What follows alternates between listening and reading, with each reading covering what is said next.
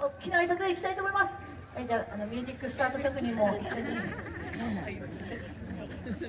いうことで皆様、この後も淡島神社のお祭り楽しんでてください。気をつけいきますよ。ありがとうございました。はい、じゃあバイバイしながら帰りましょう。はい、じゃあそのね、後ろ側に回ってください、みんなね。ということでありがとうございました。この後も楽しんでってくださいね。